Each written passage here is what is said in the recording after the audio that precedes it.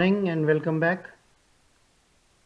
तापमान के ही क्रम में हम आज दूसरा टॉपिक लेकर आए हैं जो कि इन्वर्जन ऑफ टेम्परेचर है। साथ ही वर्टिकल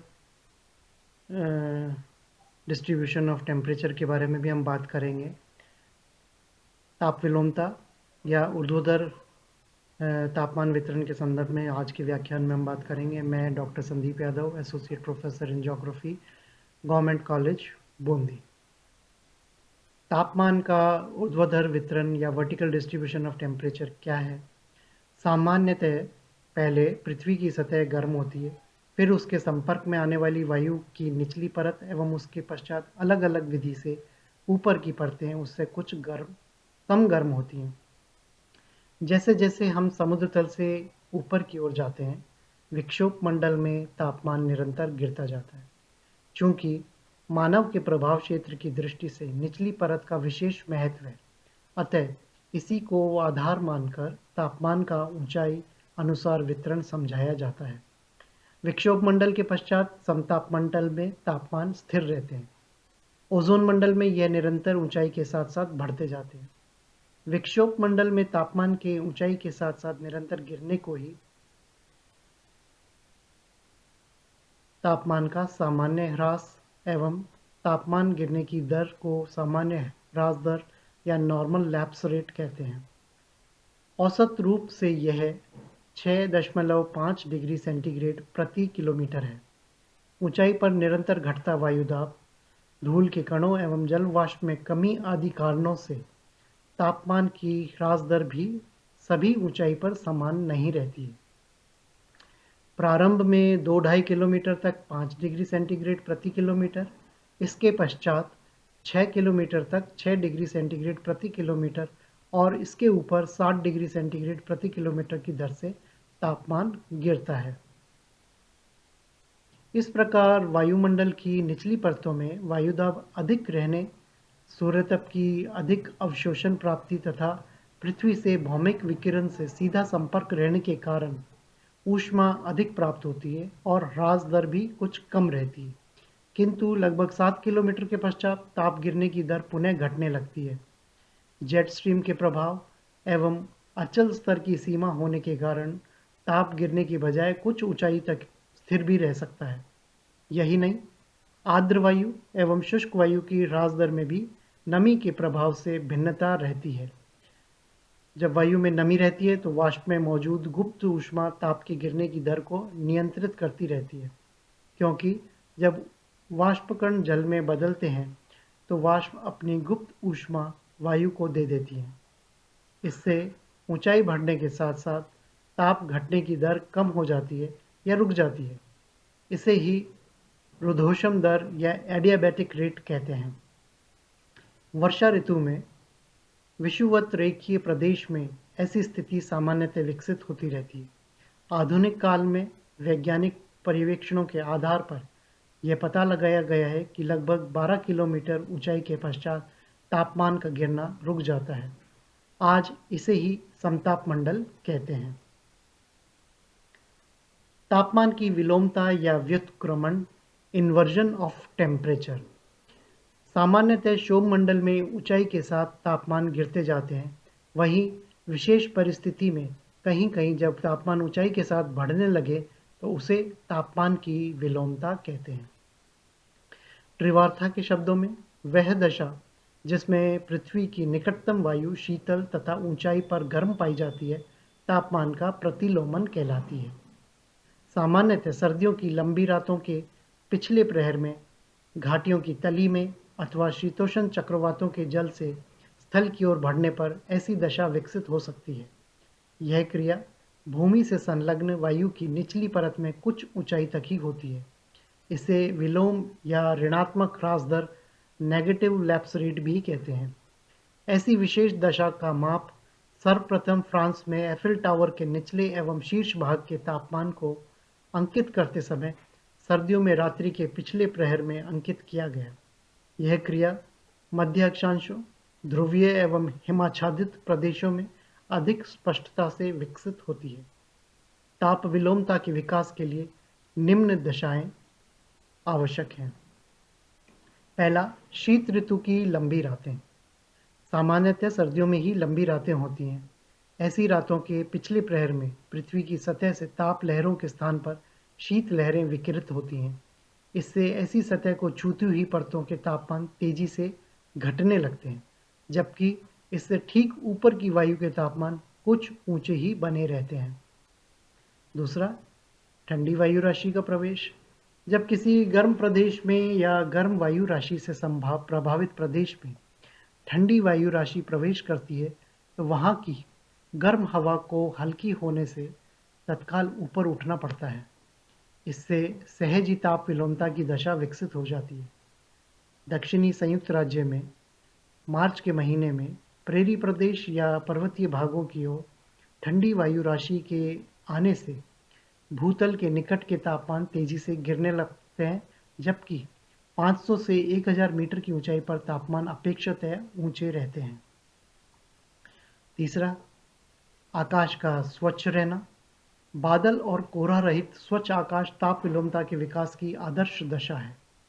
इससे दिन में तेजी से भूताप लहरें ऊपरी परतों को गर्मी देती हैं और रात्रि में पृथ्वी शीघ्र ही शीत विकिरण प्रारंभ कर देती है। आकाश में बादल छाए रहने, नमी अधिक होने पर, कोहरा विकसित होने या आकाश में धुआं या अधिक गंधलापन होने पर पार्थिव विकिरण का बड़ा भाग निचली परतों में ही रहकर तापमान ऊंचे बनाए रख सकता है। ऐसी दशा में ताप विलोमता का विकास संभव नहीं होता है। शांत वायु।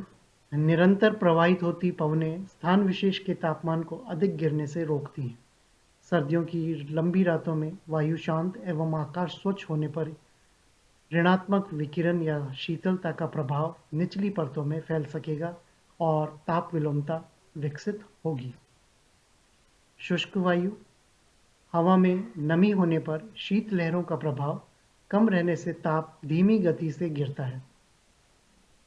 शुष्क वायु का तापमान ठंडी लहर के प्रभाव से शीघ्रता से कम होने लगता है, क्योंकि गर्म वायु ऊपर उठकर फैल जाती है, जबकि ठंडी लहरें जो है वो प्रभावित ठंडी व शुष्क वायु अपेक्षाकृत भारी होने की वजह से भूतल के निकट ही फैली रहती हैं।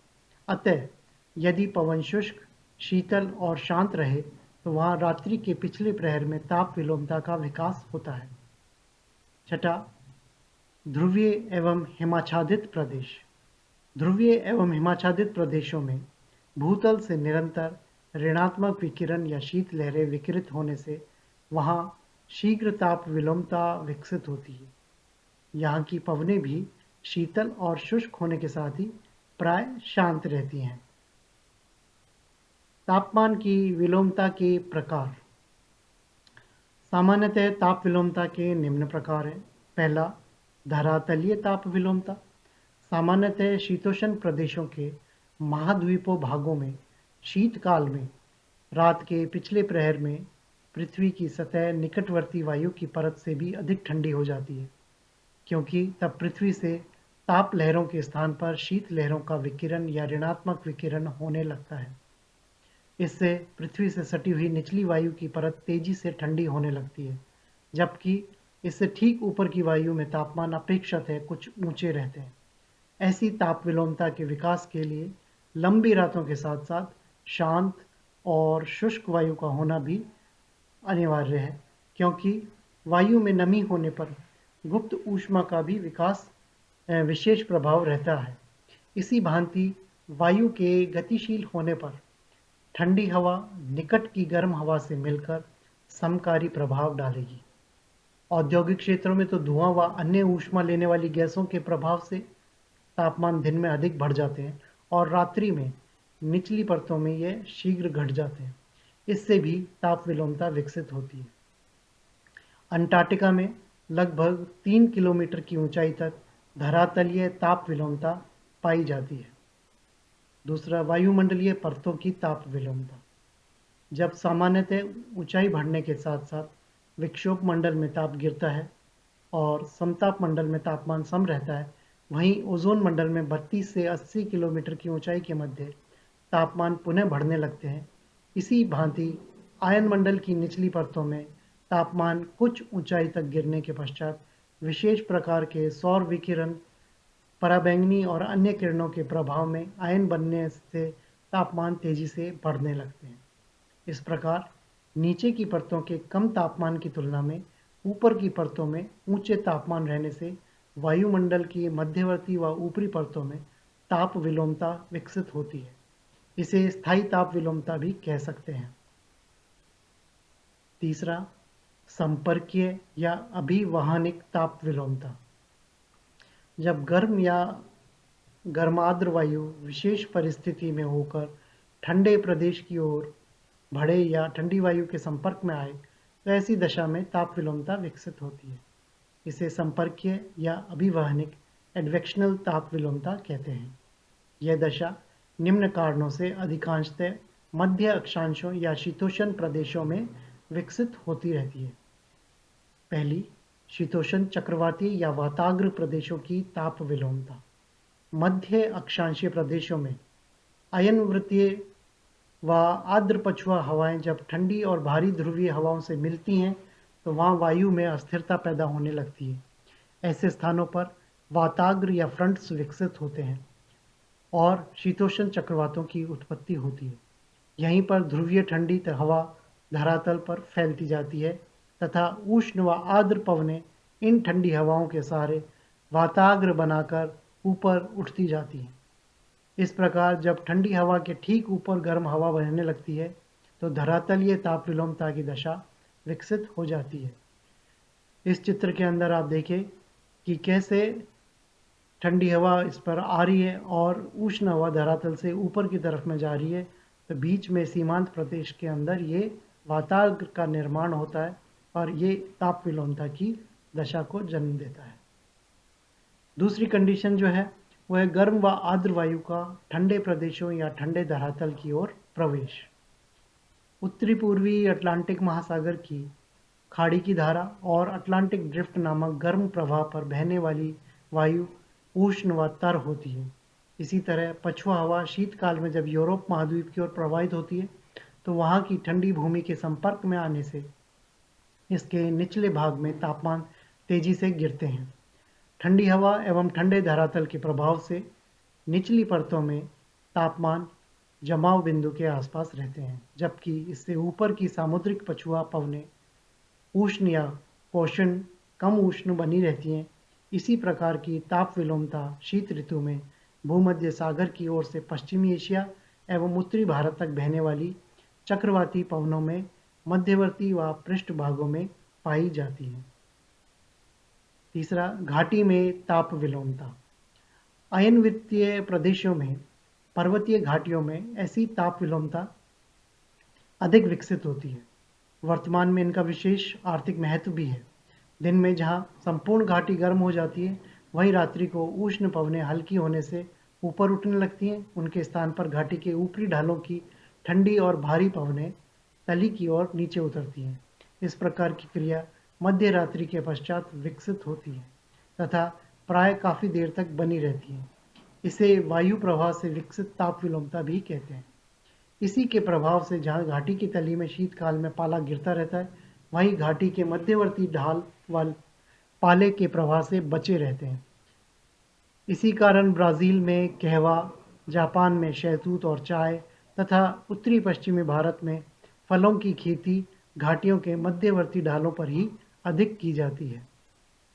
इस चित्र के अंदर जो अभी हमने बात की कि कैसे घाटी से गर्म हवाएं ऊपर की तरफ में उठती हैं और ठंडी हवाएं नीचे भारी होने की वजह से नीचे उनका स्थान ले लेती हैं, ये ताप विलोमता का घाटियों के अंदर उदाहरण देखने को हमें मिलता है।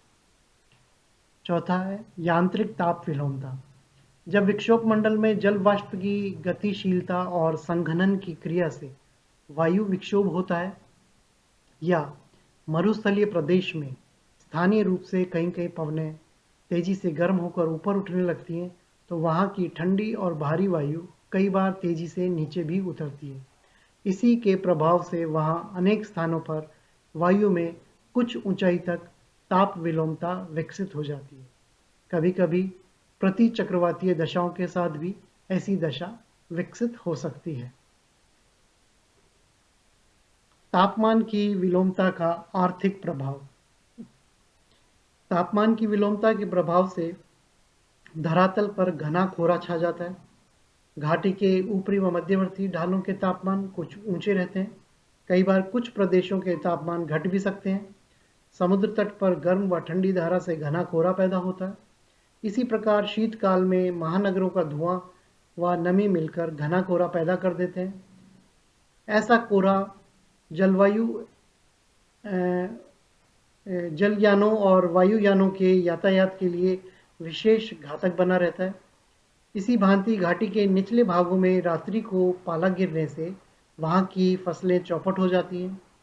संयुक्त राज्य की कैलिफोर्निया की घाटियों एवं मध्यवर्ती यूरोप की पर्वतीय घाटियों में सर्दियों में निरंतर पाला गिरते रहने से दूसरे विश्व युद्ध से पूर्व तक भारी हानि उठानी पड़ती थी। पूर्व के अनुभव से लाभ उठाकर कालांतर में मध्यवर्ती अक्षांशों में फलों, फूलों, मेवों आदि की बागाती कृषि घाटियों में विशेष ऊंचाई पर विकसित की गई। यमन के पहाड़ी ढालों पर कहवे की खेती में तापीय विलोमता की दशाएं लाभकारी सिद्ध हुई हैं। आज के लिए इतना ही। और ये जो टॉपिक था हमारा तापमान का, पार्ट प्रथम हम पहले ही पढ़ चुके थे, जिसमें भूतल पर तापमान को प्रभावित करने वाले कारक, भूतल पर तापमान का क्षैतिज वितरण, ये चीज़ हमने जानी थी। आज के हम व्याख्यान के अंदर हमने तापमान का ऊर्ध्वाधर वितरण और ताप विलोमता के कारण ये चीज़ हमने जानी। उसके साथ ही हमारा ये टॉपिक पूर्ण हुआ। शीघ्र नए टॉपिक के साथ हम आपके सामने उपस्थित होंगे। तब तक के लिए धन्यवाद।